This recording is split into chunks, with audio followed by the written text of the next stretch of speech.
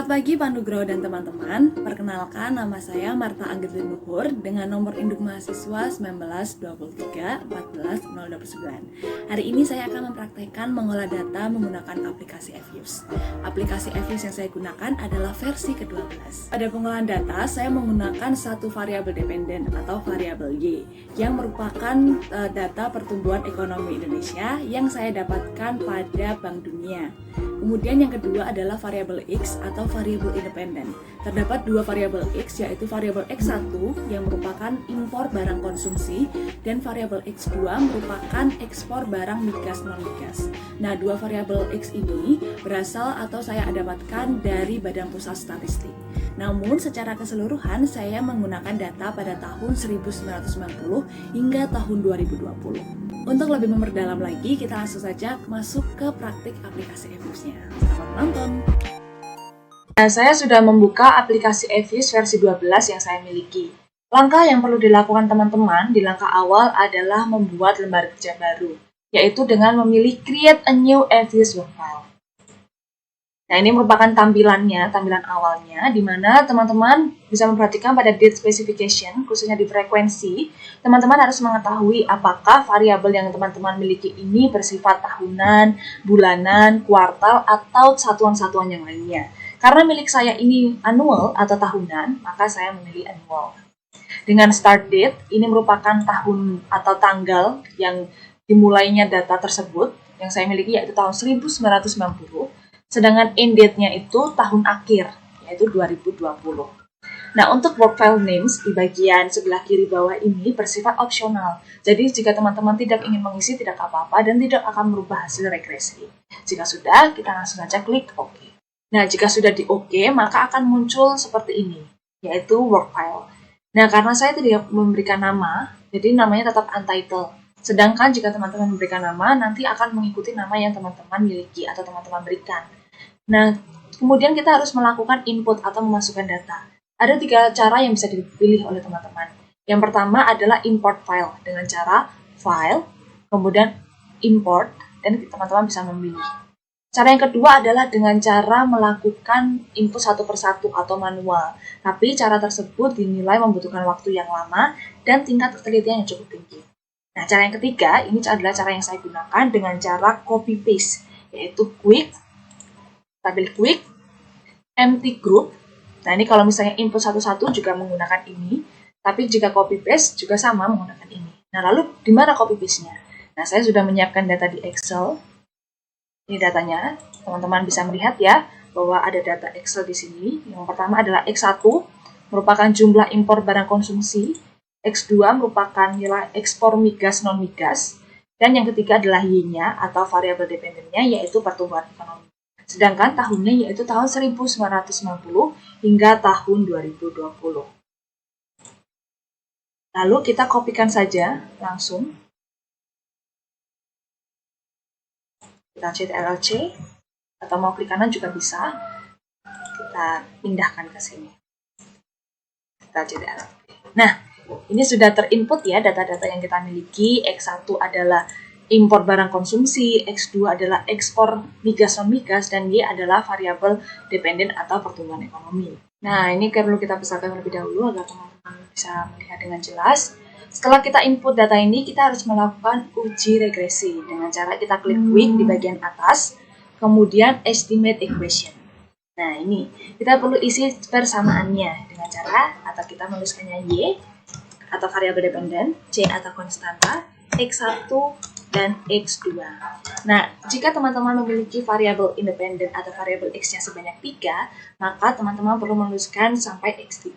Begitu seterusnya jika sampai variabel X-nya itu berjumlah 10, maka teman-teman menuliskan dari X1 hingga X10. Tapi karena punya saya hanya memiliki 2 variabel X, maka saya hanya tuliskan sampai X2 saja. Jika sudah, kita langsung OK. Nah, ini merupakan hasil uji regresi dari data yang saya miliki. Nah, namun hasil uji regresi ini jangan langsung dibaca ya teman-teman, karena kita perlu melakukan uji asumsi klasik. Nah, uji asumsi klasik ini terbagi menjadi 5 yang nanti akan saya lakukan. Yang pertama adalah uji normalitas, kedua uji multikolinearitas, ketiga uji heterokedastisitas, Agak susah ya memang namanya. Dan yang keempat adalah uji autokorelasi, dan terakhir atau kelima adalah uji linearitas. Sebelum masuk ke uji asumsi klasik, karena data saya ini merupakan data time series, maka perlu dilakukan uji stasionaritas data atau unit root test. Nah, uji ini dilakukan untuk mengetahui apakah variabel penelitian atau data yang saya miliki ini merupakan data yang bersifat konstan atau statis. Langkah yang perlu kita lakukan pertama adalah dengan membuka lembar input data kita tadi yang sudah kita lakukan di awal. Itu yang sebelah ini. Nah, ini data awal kita tadi, input yang kita lakukan dengan cara kita klik view, unit root test, kemudian kita test type-nya biarkan summary, dan kita klik OK. Nah, muncullah hasil uji stasionaritas data atau unit root test. Nah, karena saya memilih test type-nya tadi summary, jadi ada beberapa test type sekaligus. Ada Levin-Lim, ada ADF atau Augmented Decay, dan ada PP. Nah, teman-teman dapat mengetahui apakah data time series yang teman-teman miliki ini stasioner atau tidak dengan cara melihat bagian probabilitas. Apakah probabilitasnya itu kurang dari 0,05 atau lebih dari 0,05. Jika data atau probabilitasnya itu kurang dari 0,05, maka data tersebut bersifat konstan atau statis. Tapi jika probabilitasnya ini lebih dari 0,05, maka data yang teman-teman miliki ini sifatnya tidak konstan atau tidak statis. Nah, karena data yang saya miliki, saya memiliki ADF, itu probabilitasnya 0,0206 atau kurang dari 0,05, yang artinya data saya ini konstan atau statis. Tapi jika data yang dimiliki itu tidak statis atau tidak konstan, maka perlu dilakukan penyembuhan. Jika sudah konstan, maka dapat melanjutkan ke uji asumsi klasik yang sudah saya sebutkan sebelumnya. Uji asumsi klasik pertama yang akan saya lakukan adalah uji normalitas. Caranya adalah dengan menggunakan hasil uji regresi tadi.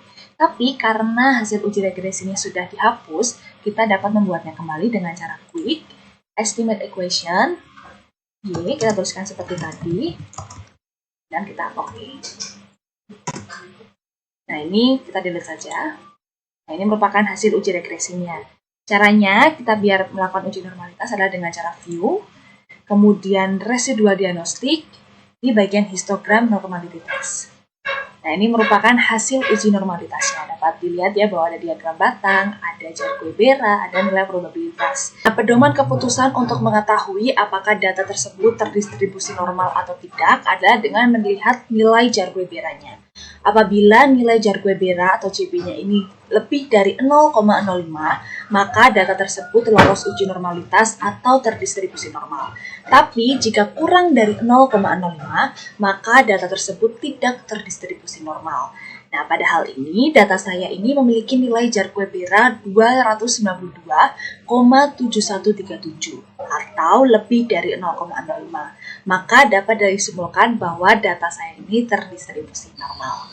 Tapi jika data teman-teman itu tidak terdistribusi normal, maka perlu dilakukan penyembuhan pada uji normalitasnya. Kemudian uji asumsi klasik yang kedua adalah uji multikolinearitas. Nah, uji ini dilakukan untuk mengetahui apakah dalam model korelasi, variabel independen atau variabel X-nya ini saling berkorelasi atau tidak. Nah, cara yang dilakukan adalah dengan mengklik quick, kemudian group statistik, kemudian kita pilih correlations. Karena kita ingin mengetahui antar variabel independen, maka kita tuliskan X1 dan X2-nya. Kemudian kita klik OK. Nah, kita dapat melihat ya hasil dari X1 dan X2-nya. Hasil menunjukkan bahwa korelasi antar variabel yang sama, misalnya X1 dengan X1 dan X2 dengan X2, itu nilainya 1. Tapi jika antar variabel seperti X1 dengan X2 dan X2 dengan X1 itu hasilnya berbeda, bukan satu lagi, melainkan 0,695. Jika dibulatkan itu hampir mendekati 0,7. Nah, pedoman keputusannya adalah apabila nilai korelasi antar variabel independen atau variabel X itu sebesar 0,7 atau mendekati 0,7, itu dikatakan lolos uji multikolinearitas atau antar variabel ini saling berkorelasi. Tapi jika nilainya selain 0,7, maka data tersebut tidak lolos uji multikolinearitas. Jadi perlu dilakukan penyembuhan pada uji tersebut. Nah, kemudian uji asumsi klasik yang ketiga adalah uji heterokedastisitas. Nah, uji ini dilakukan untuk mengetahui apakah terdapat penyimpangan pada asumsi klasik atau tidak. Nah, langkah yang dilakukan adalah dengan menggunakan hasil uji regresi tadi. Tapi, tadi kan kita sudah menghapusnya, maka kita perlu membuat kembali. Caranya masih sama, dengan quick estimate equation, kemudian kita ketik. Equation-nya masih sama ya teman-teman. Kita oke.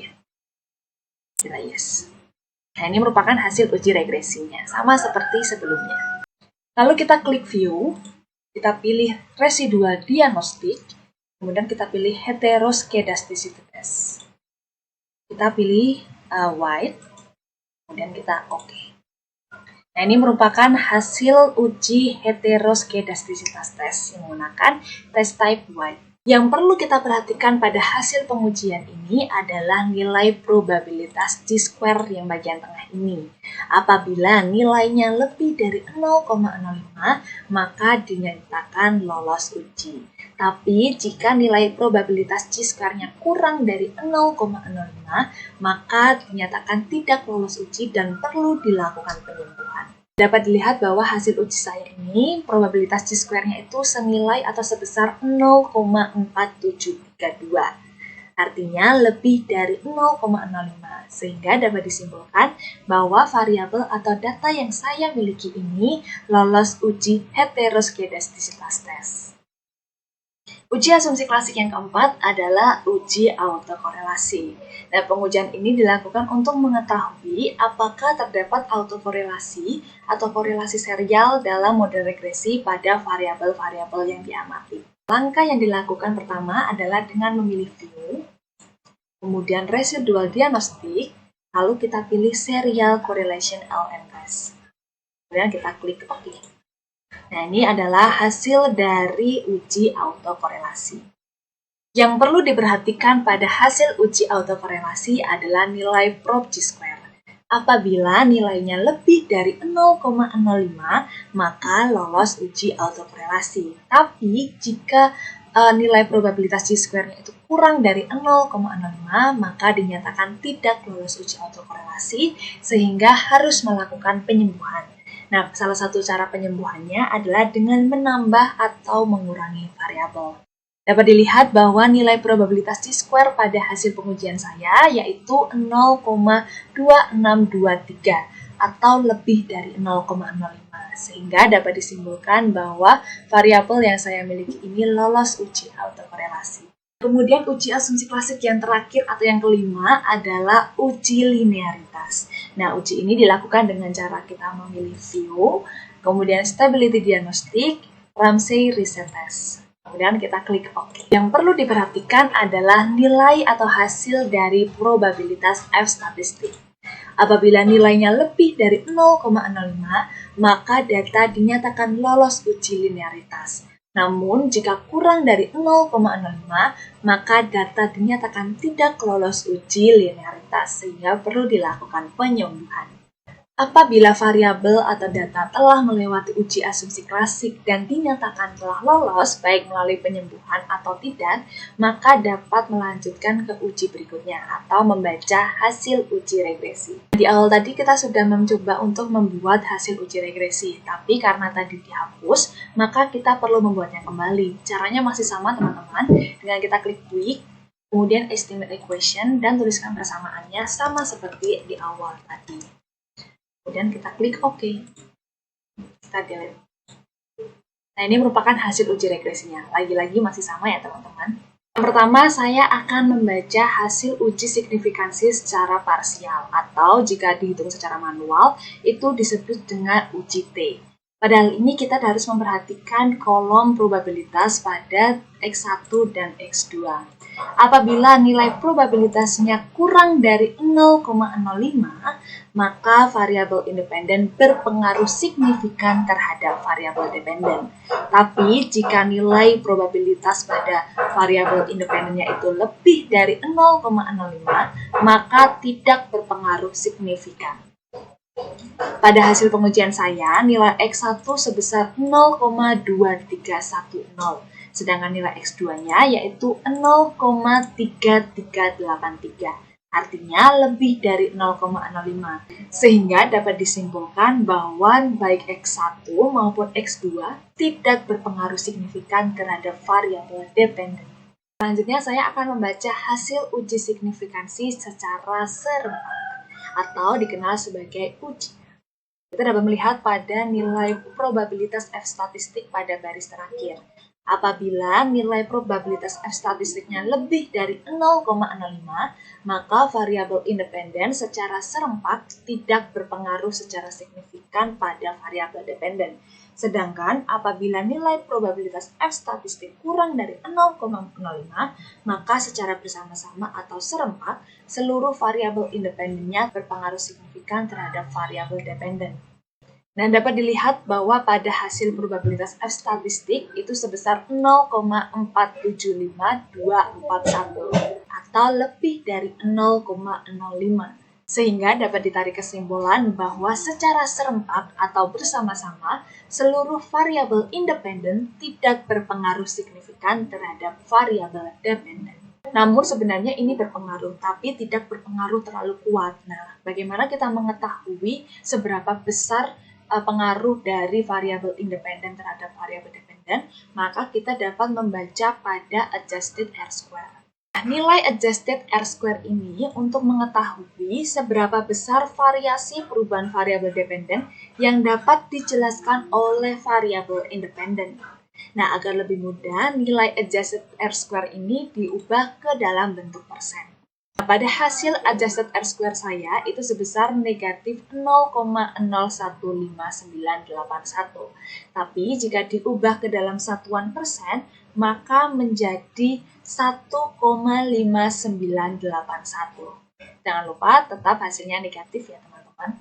Maka kesimpulannya sebesar negatif 1,5981%, variasi perubahan variabel dependennya dapat dijelaskan oleh variabel independen. Sedangkan sisanya 100% dikurangi dengan nilai adjusted R-square-nya tadi, itu dijelaskan oleh variabel-variabel di luar model atau variabel-variabel lainnya. Yang terakhir adalah membaca tanda pada kolom koefisien. Nah, ini untuk mengetahui apakah hasil uji regresinya ini sesuai dengan teori yang ada. Jika dilihat pada teori perdagangan internasional, kegiatan impor itu akan menurunkan pertumbuhan ekonomi, sedangkan nilai ekspor akan mendorong pertumbuhan ekonomi. X1 merupakan nilai atau variabel dari impor barang konsumsi. Nah, di sini koefisiennya itu bersifat negatif, sedangkan teorinya ini bersifat negatif juga. Maka dapat disimpulkan bahwa hasil uji regresi sesuai dengan teori yang ada. Sedangkan pada X2, yaitu nilai ekspor, itu bersifat positif. Sehingga dapat disimpulkan bahwa hasil uji regresi dengan teori yang ada itu berkesesuaian. Nah, apabila teman-teman ingin melihat gambaran secara umum atau statistik deskriptifnya, teman-teman dapat melakukannya. Langkah yang dilakukan adalah dengan cara mengklik quick, kemudian group statistik, kemudian deskriptif statistik, dan kita pilih common sample. Nah, ini sama seperti menuliskan estimate equation di awal tadi. Kemudian kita klik OK. Kita yes. Nah, ini merupakan hasil dari statistik deskriptifnya. Ada mean, ada median, kemudian ada maksimum, nilai maksimum, dan nilai minimumnya atau nilai minimalnya. Itu seterusnya. Sekian penjelasan saya terkait pengolahan data menggunakan aplikasi FUs. Terima kasih dan sampai jumpa.